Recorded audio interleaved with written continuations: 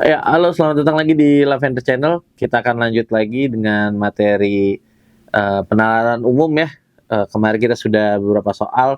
Kita lanjutkan lagi ya.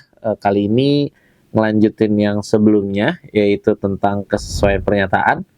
Kita lihat ya, ada teks. Kalau mungkin yang sebelumnya kita lihat ada teks, ada juga gambar berupa tabel gitu ya. Kalau ini juga terkadang dia ada tipikalnya sama kayak kuantitatif nih kayak gitu. Jadi memang penalaran itu agak nyari-nyari dikit. Oke teman-teman, kita lihat di soal nomor yang akan kita kerjakan ini. Di antara pernyataan-pernyataan berikut, manakah yang pasti benar? Itu ya. Ingat tadi rules-nya di depan adalah kodenya ada 5, angkanya dari 0 sampai 4, nggak boleh digunain double. Nilai angka kedua harus 2 kali nilai angka pertama, dan nilai angka ketiga harus lebih kecil daripada nilai angka kelima. Ya, kita coba. Tadi aturannya adalah berarti kan ada A, B, C, D, E. Oke. Kita lihat. Ingat B harus 2 kali A, C harus kurang dari E. Terdapat tepat satu angka di antara angka 0 dan angka 1. Terdapat paling banyak 2 angka di antara angka 1 dan 3. Oke, kita simulasiin aja kalau kayak gini ya, teman-teman. Karena kalau yang bisa 2 angka itu kan cuma bisa di sini 1, ini 2, ini 2, ini 4. Kalau ini 1, 2, kan sisa angka 0. Ya. Kalau angkanya berapa tadi? Iya, sisanya kalau ini 1, 2, berarti kan ini otomatis ya ini bisa nanti yang di sini 0, habis 0 apa? Ya, ini terserah sih ya. Bisa 0, 3, 4, bisa 0, 4, 3. Tapi yang pasti satu lagi adalah 1, 2, 3, 0. Ini pasti 4. Kalau ini 24, ini bisa 1, bisa apa? Iya. Kalau ini 24, berarti kan sisanya tadi nilai angka 103. Ini 1. Jadi kalau misalnya ya ini ya, lihat ya. Tadi kalau terdapat tepat satu angka di antara 0 sama 1, bisa ya, ini tepat satu angka di 1, 2 dia bisa. Oke, sekarang kalau misalnya 24, kalau misalnya ini 24 strip strip strip. Oke. Kemungkinan kan di sini pasti cuma bisa kalau nggak ini 0, ini 3, 1. Atau kalau nggak ini 0, 1, 3. Kalau ininya 3 nggak mungkin ya. Jadi dia cuma bisa kalau ini 1, berarti apa? Ini 3, ini 0. Kalau ini ya udah cuman bisa ke 6 kemungkinan ya, 1, 2, 0, 3, 4, 1, 2, 0, 4, 3, 1, 2, 3, 0, 4. Nah, kita lihat terdapat paling banyak 2 angka di antara angka 1 sama 3. Paling banyak 1 sama 3. Enggak. Terdapat paling banyak 2 angka di antara 2 dan 3. 2 dan 3. Paling banyak 2 dan 3.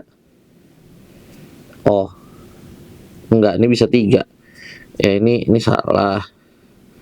Ini salah. Terdapat paling banyak 2 dan 4 di antara angka 2 dan 4. Ini salah juga. Terdapat tepat satu angka di antara 1 dan 2. 1 dan 2 tepat satu angka. 0 sama 1 sih tepat satu angka. Dia selalu ada angka 1. Ya, yang A. Oke, tadi kita coba probabilitas. Berikutnya masih pakai teks yang sama. Pernyataan yang sesuai. Jika angka kedua adalah 1, maka angka pertama adalah 3. Ini salah ya. Karena aturannya adalah B harus sama dengan 2 kali A. Itu rules pertama. Angka kelima lebih besar dari angka ketiga, dan angka kedua lebih besar dari pertama.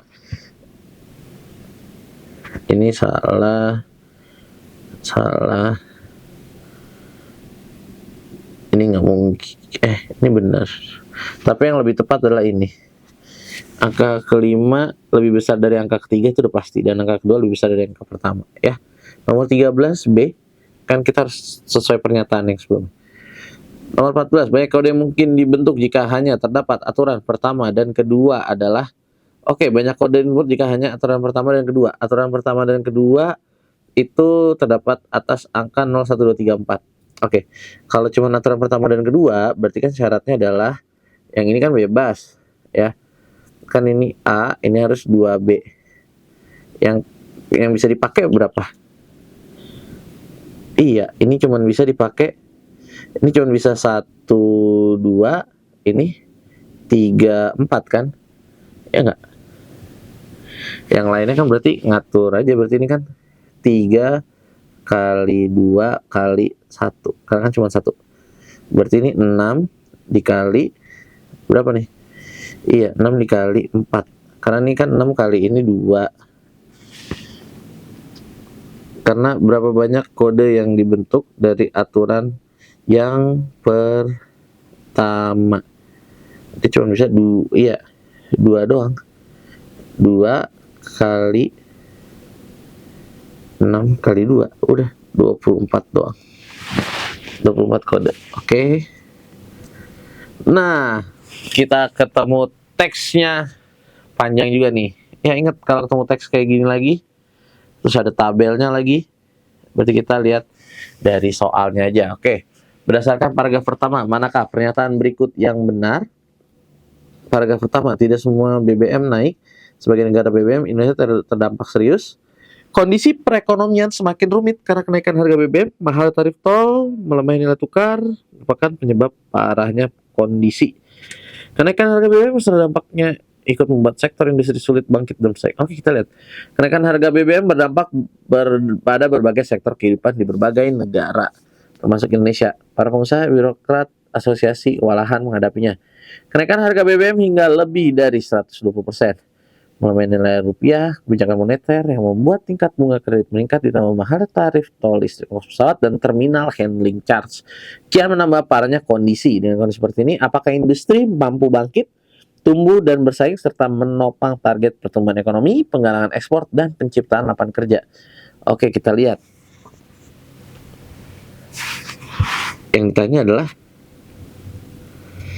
yang paragraf pertama. Ini ada disebut nggak? Ini justru berdampak, yang B salah. Ini ngaco, yang A salah juga. Coba lihat, emang 120% hingga lebih dari.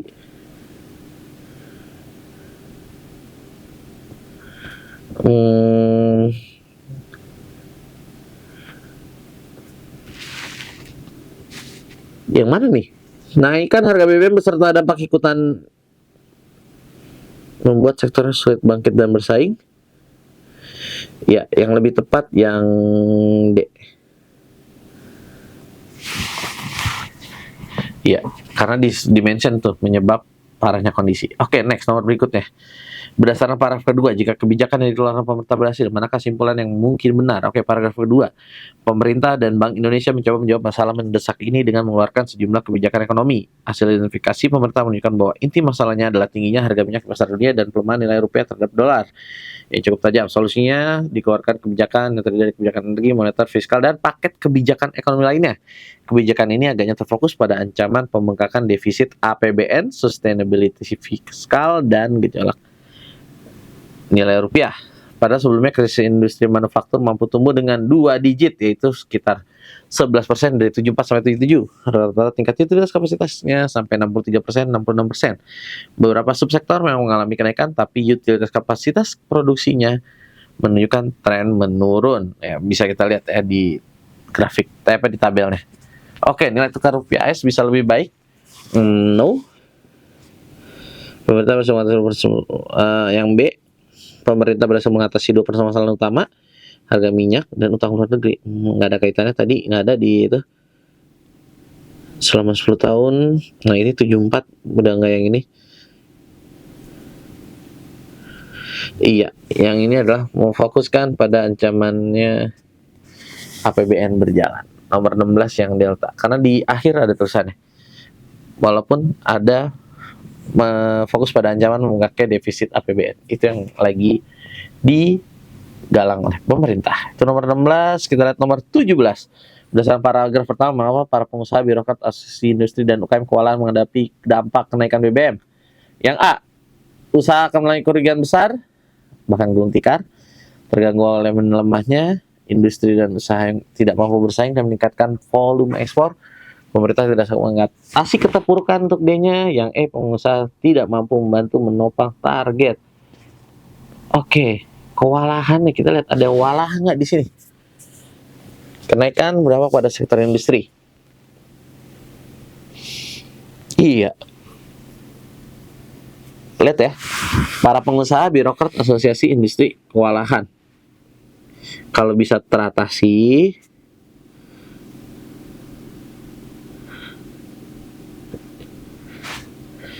iya, yang ini yang dijelasin. Jadi handling charge-nya itu makin gede semuanya. Jadi bengkak. Oke. Itu 17. Kita lihat 18. Berdasarkan isi teks tersebut, manakah pernyataan berikut yang paling benar mengenai intisari teks?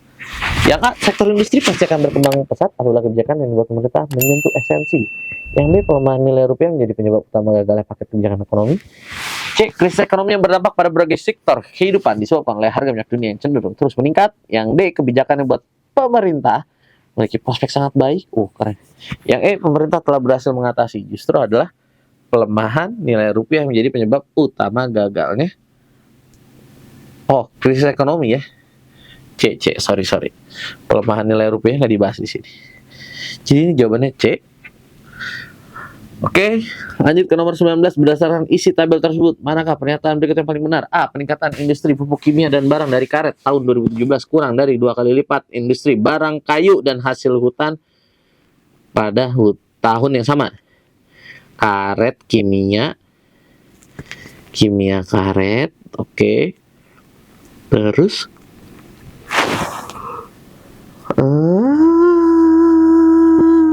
kita lihat barang kayu dan hasil hutan di 2017 ini 6,19, kurang dari 2 kali lipat. 2 kali lipatnya malah lebih. Salah. Yang B, peningkatan industri alat angkut pada tahun 2012 lebih rendah.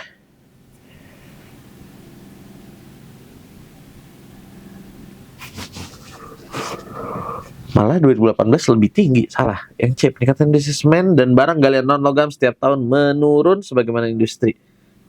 Semen sama galian non-logam menurun tiap tahun ya. Oke, sip. Tapi pupuk kimia dan karet, iya itu juga nggak turun sih, naik tahun depannya. Industri semen dan barang setiap tahun. Enggak, peningkatan industri makanan tembakau tahun 2012 lebih dari 3 kali lipat tekstil. Makanan minuman tembakau, terus tekstil. Ya betul, 9,72. Yang E. Oke, nomor terakhirnya adalah berdasarkan data pada tabel tersebut, manakah kesimpulan berikut yang benar? Sektor industri mengalami peningkatan lebih banyak daripada sektor industri yang mengalami penurunan. Emang ini meningkat semua? Enggak ya, pada turun, stagnan. Yang naik ini 1, 2, 3, 4, 5. 5 dari 8 sih mayoritas. Yang B-nya tidak satu sektor industri yang mendatangkan kenaikan peranannya lebih dari 1% atau sedikit. Enggak. Sektor industri lebih banyak daripada sektor industri yang mengalami peningkatan itu. Enggak, hanya sektor industri alat mesin konsisten naik. Yang konsisten naik kita lihat. Enggak, kayu hutan juga. Peranan cabang industri terhadap PDB 2018 secara umum naik turun aktif. Enggak ya. Yang C, saudara-saudara. Oke, Demikian contoh untuk penalaran umum bagian penyesuaian pernyataan. Penasaran untuk berikutnya bahas apa? Terima kasih semuanya, sampai jumpa di video pembelajaran berikutnya atau lainnya. Oke, bye-bye.